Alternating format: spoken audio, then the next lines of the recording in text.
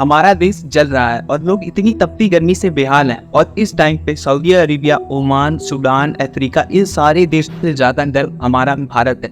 और गर्मी तो अभी बस शुरू हुई है। ये साल भारत का हॉटेस्ट समर रहने वाला है। आगे जाकर और कितनी गर्मी पड़ेगी हम इसे इमेजिन भी नहीं कर सकते। पर इस वीडियो में हम समझने वाले हैं कि इतनी ज्यादा गर्मी पड़ने का रीजन क्या है, और सिर्फ रीजन पर ही नहीं, हम सोल्यूशन पर भी चर्चा करेंगे कि कैसे हम इतनी गर्मी से बच सकते हैं। दोस्तों, इतनी ज्यादा गर्मी का पहला रीजन है हीट वेव्स। जब किसी भी एरिया का टेम्परेचर नॉर्मली 40 डिग्री से ऊपर चला जाता है तो वहाँ पे हीट वेव्स डिक्लेयर कर दिया जाता है। नॉर्मली मार्च से लेकर जून के महीने तक में हीट वेव्स रहती हैं। इस साल इतनी ज्यादा हीट वेव्स होने का मेजर रीजन था एल नीनो। जी हाँ, सेंट्रल पैसिफिक ओशन में एक ऐसा फिनोमिना होता है जिसे एल नीनो कहा जाता है। इसके अंदर पैसिफिक ओशन के सरफेस का टेम्परेचर हाई हो जाता है, जिसके कारण गर्म हवाएं चलने लगती है और गर्मी पड़ जाती है। ये चीज 5 से 7 साल में एक बार होती है। 2023 से एल नीनो चल रहा था और 2024 के जनवरी तक आते आते ये कम हो चुका था, लेकिन अभी तक एल नीनो खत्म नहीं हुआ है। मई के महीने में ऐसा कहा जा रहा है कि एल नीनो खत्म हो जाएगा और वहाँ पे ला नीनिया चालू हो जाएगा, जिसके कारण वेदर इन फ्यूचर अच्छा हो सकता है। अब बात करते हैं कि इससे नुकसान क्या हो रहे हैं। दोस्तों, आज भी हमारे देश में 4 में से 3 लोग फिजिकल लेबर रिलेटेड काम करते हैं, जैसे खेती करना, बिल्डिंग्स बनाना, रास्ते पर स्टॉल लगाना, और ये सारे काम कब होते हैं? दिन में, यानी तपती गर्मी में। ऐसे ही अनऑर्गेनाइज सेक्टर पर हमारा भारत 75% तक निर्भर करता है, यानी कि देश की जीडीपी का 1/3 हिस्सा यही से आता है। गर्मी के कारण लोगों की प्रोडक्टिविटी कम हो जाती है, जिसके कारण लोग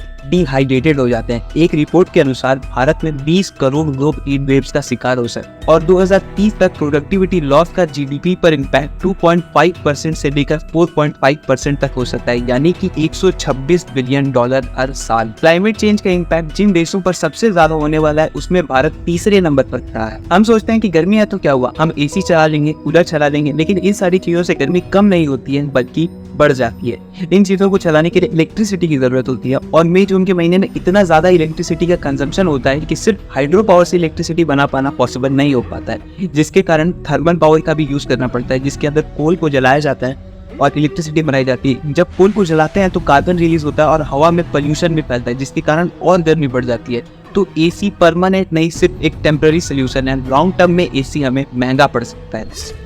अब बात यह आती है कि सोल्यूशन क्या है। तो इसका परमानेंट सोल्यूशन सिर्फ एक ही चीज है, वो है नेचर।